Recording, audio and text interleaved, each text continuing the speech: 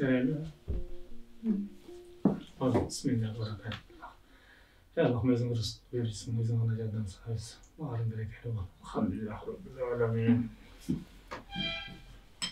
Şarkı. Bismillah.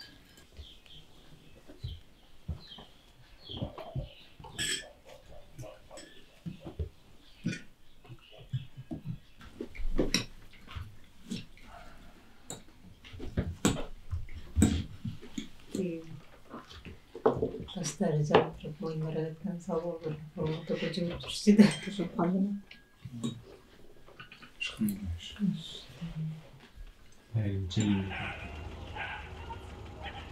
Biz dıyqan bolgondan keyin үй бүлөнү şu dıyqançılık менен табабыз. Коктубуз, жолдошубуз мугалим мектепте. Көбүн şu таладан dıyqançılık менен көп жылдан бери эмгектенебиз. Картошка себебиз, буудай себебиз, арпа, чөп, мал кармайбыз.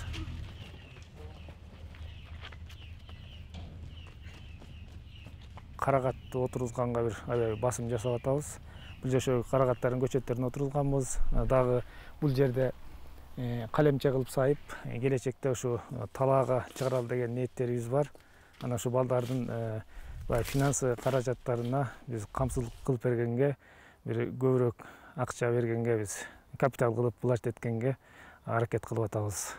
Себеби азыркы убакта балдарды окутпасак, билимин көбүрөөк дагы көп жыл окутпасак болбойт экен. Ошон үчүн биз билимге да көбүрөөк басым жасап атабыз. Үйдү сөзсүз түрдө келечек муун балдар үчүн куруп берип атабыз.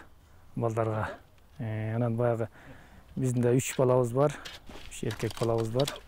Анан баягы Кыргызда салт боюнча биз каалабасак деле кичүүсүн таштап коюшат го. Биз антпей балдарды кеңештирип, ким окуй турган болот, кимдин жөндөмү ушу чарбачылыкка ылайыктуу болуп, өзлөрү кеңешип бир балабыз ушу жака ээлик кылып кетет. Калгандарын окутабыз, баарын окутабыз, анан бир баланы калтыралы деген ниетибиз бар.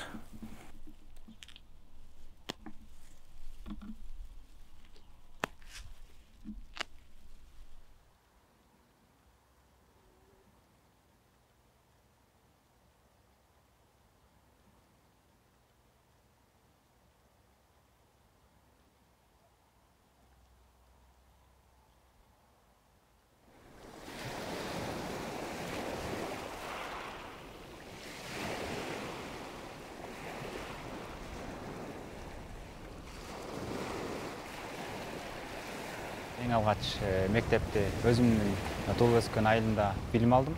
Андан кийин Бишкек шаарында Маат Кабыл Шаршембай ажы атындагы медресеге тапшырып, ошол жакта 3 жыл окуп, азыркы учурда Кыргызстан Ислам университетинде 3-курсту аяктап атабыз.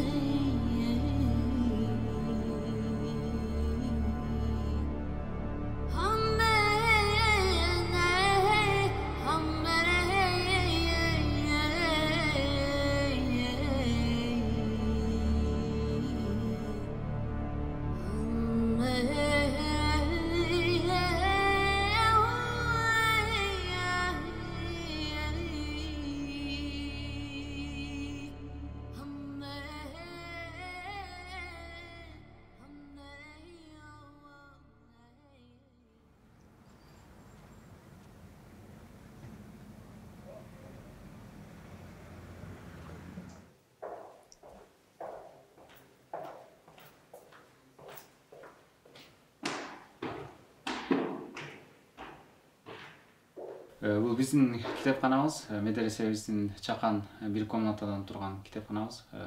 Биздин окуучулар, студенттерибиз кошумча изилденип ушул китепканадан окушат. Бул баягы бош убакыттарына кирип, баарыбызга белгилүү болгондой эле бизде ислам негиздери аттуу китебибиз бар, кыргызча.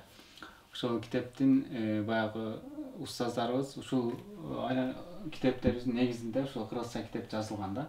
Бул кыскача берилген, негизинен терең мынакей ушул том китептердин арасынан маселелер кыскартылып бизге түшүнүктүү болуп бул ушундай китептер жарык көргөн.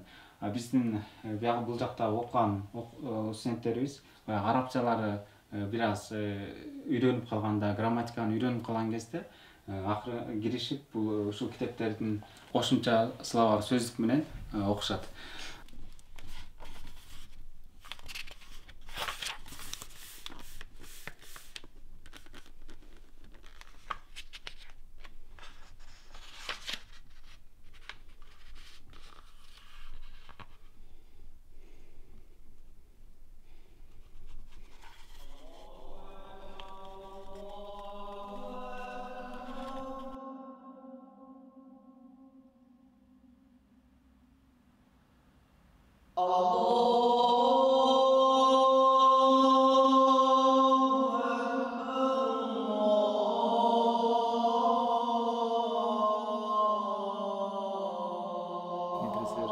Аспортта эки тармагын тең бергенге аракет кылышат. Светтик илим дагы, математика, кыргыз тили дагы, табий илимдерден дагы бергенге аракет кылышып атат да.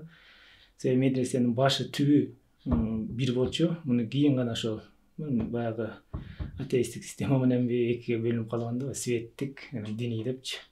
Ошон үчүн ошо медреселерди биз медреселер менен терең тааныштык, барып жакында ошол устаздар менен тааныштык. Анан баягы ошо эки жагын бирдей алып кетсин деп ошо медреселерге бердик.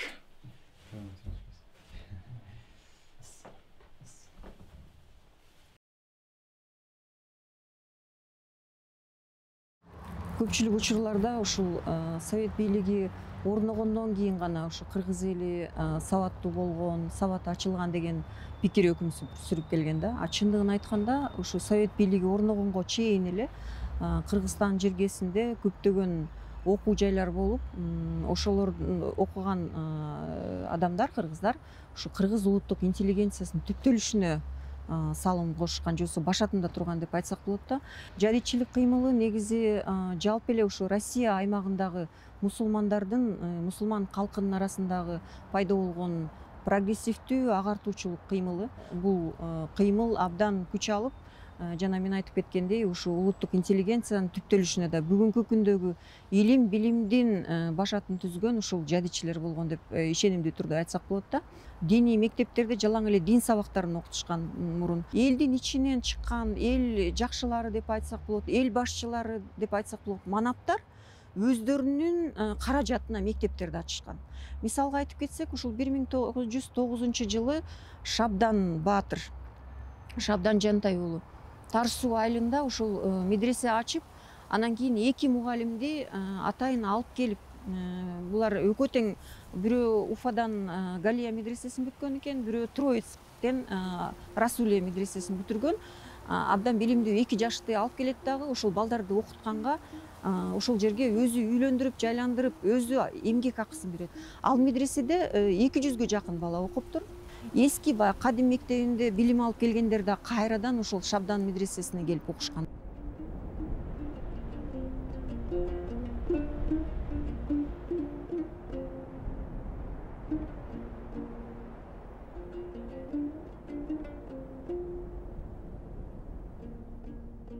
Школа Шабдан Батыра тоже считалась дядицкой. Шабдан Батыр, понимая ментальность кыргызов, кыргыздар немножко по-другому относятся к месту женщины в обществе, да? Вопросы не только образования, но и вопросы воспитания и так далее. Симбиоз этих двух направлений, наверное, и дало толчок к тому, чтобы кыргызы в то время продвинулись. Понятное дело, что для того, чтобы первые шаги в образовании сделать, это сложно посылать куда-то далеко, обучаться кыргызским детям, да? И поэтому он этот медресе построил, чтобы азы грамматики кыргызды балдары могли получить, не уезжая далеко от дома, там и обучались.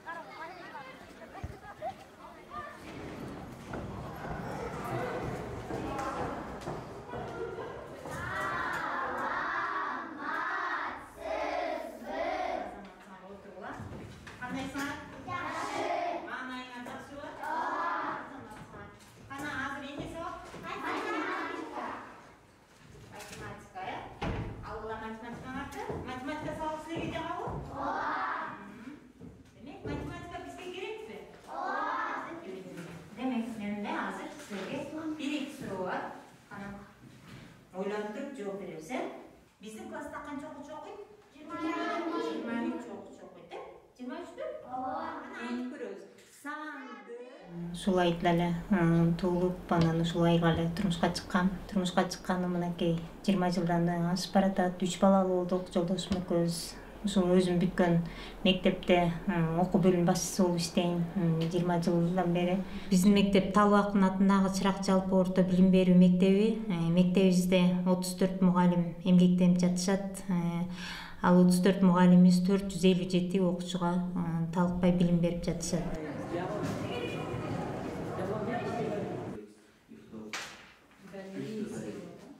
Айлыктын бизде орточо айлык бизде 8-9 миңден деп эсептелген. Ага карабастан биздин коллектив окуучулардын келечеги үчүн эмгектенип, билим берип, элибизге, жерибизге кызматын өтүп жатышат. Мектебибиздин салынганына быйыл мынакей 45 жылга чукулдап калды. 1975 жылы бүткөрүлүп ишке берилген экен. Мына ошол учурдан бери бизде абдан чоң капитальный ремонт жүргүзүлө элек. Кичинекей баягы тиги мындай актап, оңдоп, сырдоо иштери эле жүргүзүлүп атат. Бизде көптөгөн жетишпегендиктер бар мектебибизде. Мисалы үчүн окуучулар үчүн, мугалимдер үчүн дааратканабыз сыртта турат. Айлыбыз чоңойгон сайын тиги балдарыбыз дагы көбөйүп атат, ашканабыздын ичи кичирээк болуп бара жатат. Окуучуларга тартык кылып бара жатат. Андан тышкары биздин мугалимдер үчүн баягы мектебибиз убагында типовой болуп салынганы менен азыр улам кийин деген сайын уже тар болуп бара жатат да мугалимдер отурганга. Бизде кадыресе эле кабинет жетишсиз, мугалимдерге өтө мындай шарт жакшы түзүлбөй атат да. Жазабыз азамат сан 1 көбөйтүлгөн 1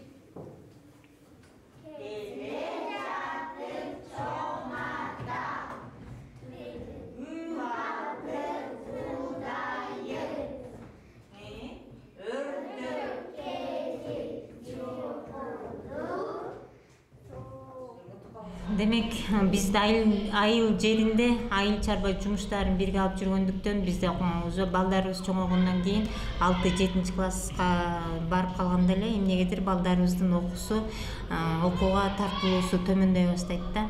Ага себепкер бул айыл жеринде жумуштун көптүгү деп ойлойм.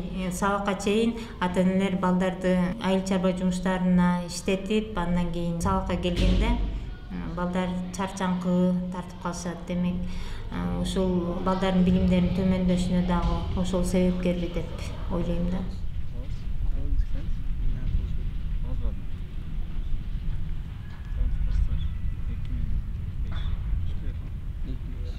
Экинчи уулубузда анчалык көп сүйлөбөсө да, ал жаттоосу күчтүү, ушу Куран Каримди ошо жаттап, анан ага эрк керек экен. Ошого чыдап, отуруп жаттап, анан жумуш мындай тышкы дыйканчылык жумуштарга жакшы да. Ошондой өзгөчөлүк.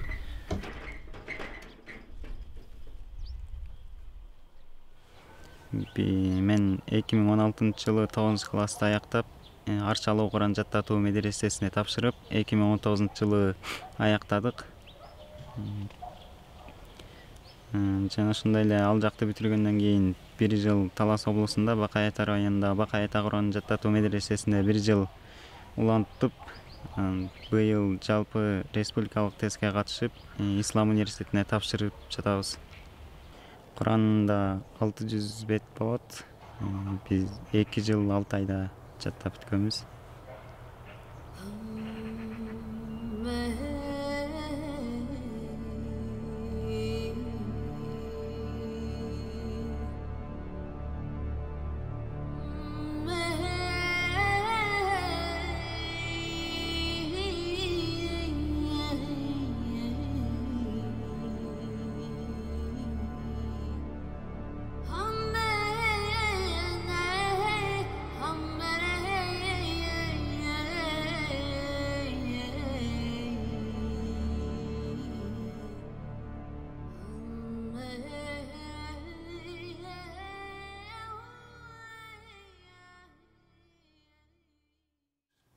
Маткабыл Шаршембай ажы медресесинен чалып атабыз.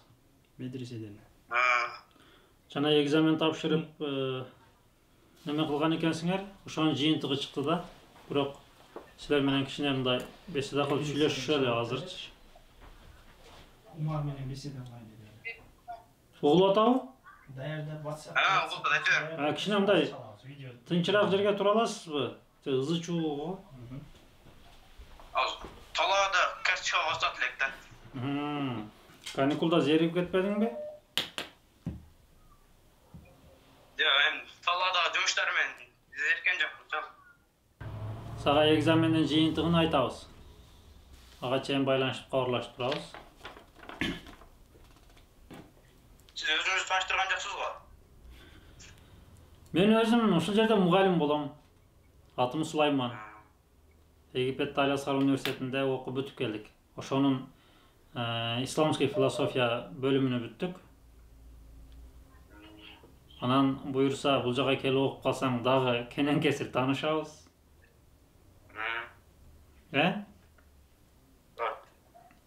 Макул, мейли, ийгилик.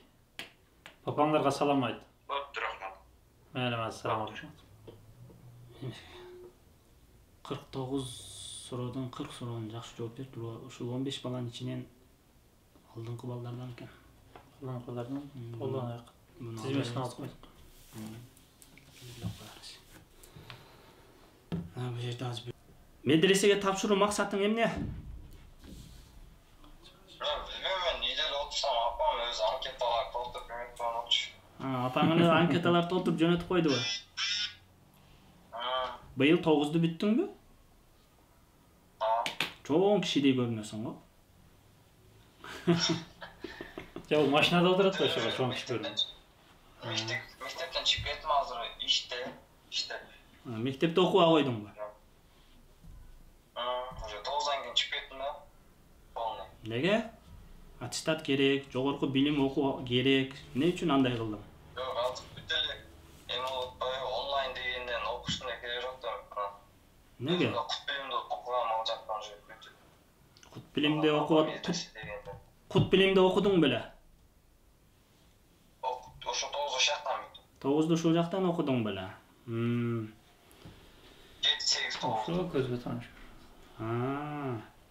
Ким аркылуу медресени билдиң? Апам эле мектепте бар. Апаң сени жакшы көрөт экен да. Апаң сени жакшы көрөт экен да, келечекте ушу динге кызмат кылган, элге, жерге кызмат кылган жакшы адамдардан болсун дейт экен да. Эмне наразы болосуң, апам деп, Мен иштинде жок болчу, апам өзү барып сурайт мен өзү. Калоо барбы өзү окууга? 50 да. 50. Бизде башка медресени бүтүп келгендер же болбосо бизге караштуу дагы мектеп бар да, Кут билим деген. Алар менен биз байланыштабыз. Ал жакта окуп алган балдар мындан келди, медреседен качып жүргөн балдар же мектептен качып жүргөн балдар биз билебиз да. Булар окууга каалоосу жок деле болот. Окуй албайт. Бирок аны ойлонобуз, ушу 9-ду бүткөндөн кийин азыр айтып атпайбы? Окубай эле койсок, ушундай жүрө берсемби деп. Биз ошол нерседен алыспыз да. Баланы билимдүү болгонго аракет кылабыз дагы. Ушуга окшогондорду дагы алганга аракет кылабыз. Окубайын дебеңде. Себеби аттестат керек, жогорку окууга тапшырыш керек, билимдүү болуш керек деген максатта. Биз эмне үчүн сурайбыз, үйдө чоңсуңбу, кичинесиңби деп. Чоң болсо ага мүшкүл көбүрөөк болот да. Эртең ошол адамдар тентип кетет. Университетте окуй албай калат ошол адамдарчы. Се ата-энеме жардам беришим керек, менден кийин инилерим, бир туугандарым жардам беришим керек, мектепте окутушум керек. Буларга ошол тарабына кетип калышат көпчүлүк. Өзү негизи эле бул баарыбыздын эле көйгөйүбүз болуп атат азыр. Мамлекеттин көйгөйлөрү ошондой болуп атпайбы? Жаштар баары эле тентип кетишти. Ушул тарабы бизде аябай өкүндүрө турган тарабыбыз.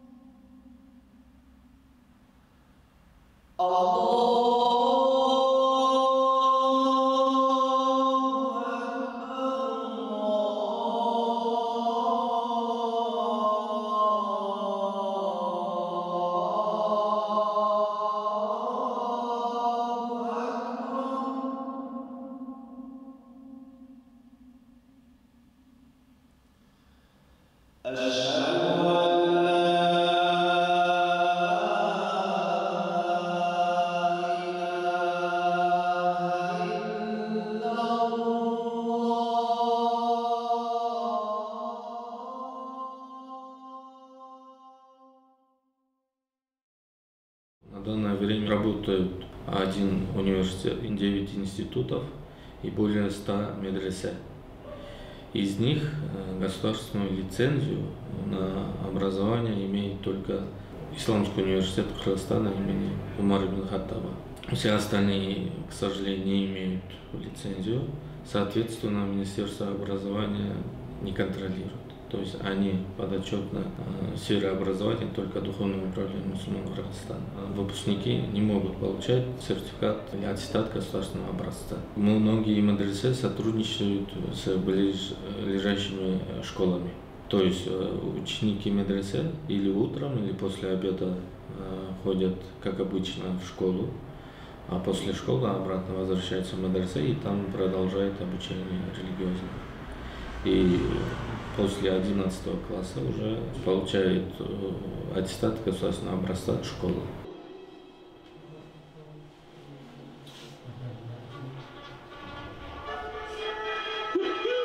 أيتها النحلات يؤسفني أن أعلمكن أنه بعد صراع مع المرض إن ملكتنا المحبوبة ليست على ما Кээде мен диний ишмерлерден угуп калам да, бизге мындай көңүл бурулбайт, же болбосо бизде мындай кандай десем, жакшы мисалы колдоо көрсөтүлбөйт депчи. А мынтип айткан өзү деле туура эмес, анткени бизде мүмкүнчүлүк бериле жатат, ошолорду ачып жатышат. Ачкандан кийин бизге адистер керек да, билимдүү, илимдүү, ошол теологдор керек. Анткени дин менен катар эле ошол бүгүнкү күндө предметтерди окутуу, жалпы баягы билим берүүчү предметтерди окутуу бул аябай маанилүү нерсе да. Поскольку медресе — это образовательная система, средневековая, ни в коем случае нельзя допускать, чтобы выпускники медресе могли учиться, продолжать учебу в светское образование. Только светское. Должна быть вертикаль светского образования. Потому что именно светское образование обеспечивает прогресс. В медресе оно заставляет только впитать то, что есть. А когда ты впитываешь то, что есть, то это обязательно регресс. Должно быть принят закон о всеобщем образовании, как в Советском Союзе, о всеобщем светском образовании, хотя бы 8-классном, если не среднем, но желательно среднем. И если ты не окончил среднее образование, в медресе у тебя путь только в мечети, там работа и все. Понимаете, школа — это прежде всего не физика, и химия, не математика. Школа — это прежде всего это через какую призму ты смотришь на мир. В этом консерватизм и реакционная сущность медресе. Отсутствие такого стремления развиваться, а жить только на том, что дал Бог, природа. Поэтому вот наша проблема вот здесь. Вот, видите, вот, не создаем вот ничего, а пришло русское образование, вот вы сами говорите, джадидизм говорите, потом российское образование, потом арабское образование. И мы, не задумываясь, просто берем на потребу. Везде. Это духовная пища, культурная пища. Потому что если мы не воспитаем поколение креативных людей, которые умеют строить дом здесь, сажать дерево здесь и выращивать сына здесь, а не мечтать уехать в Канаду, Калифорнию там, и подметать там улицы лучше, чем здесь сажать дерево, это обречено, понимаете? И никакие ни медресе ничего не поможет. То есть, а медресе, наоборот, это загоняет нас еще дальше в эту тему.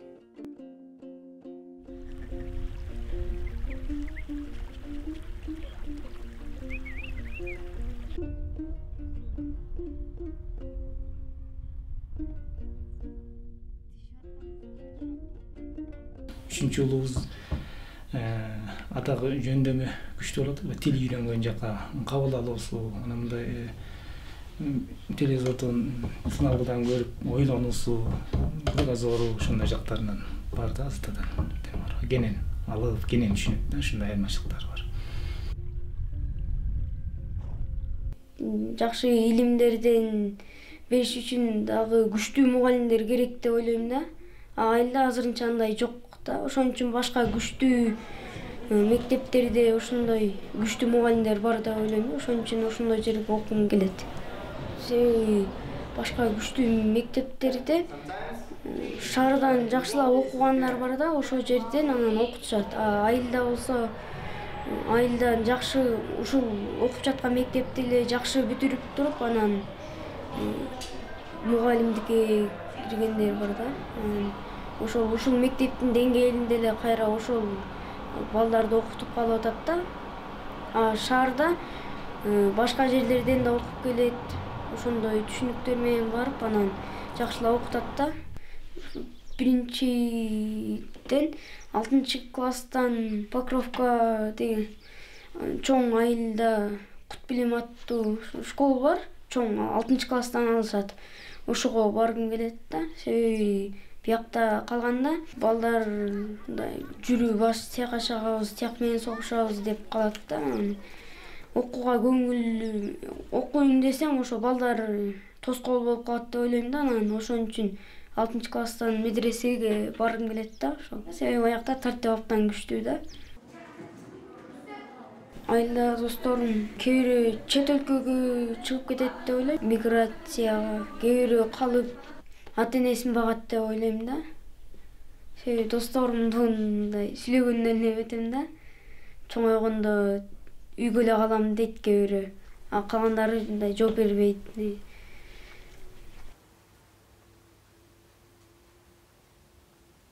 Бир мындай эметип турган жерим, жакшы окуштуу мугалимдерине кезиккен сайын жакшы уулдарыбыз жөнүндө жакшы сөздөрдү угуп аттык, кубанып жүрдүк. Анан азыр кичине ойлонуп турам, ошол окуусум бүтсө, анан бир жакшы жумуш табылса экен, каяк жактан табылып калар экен деп ошону ойлонуп жүрөм да ичименчи.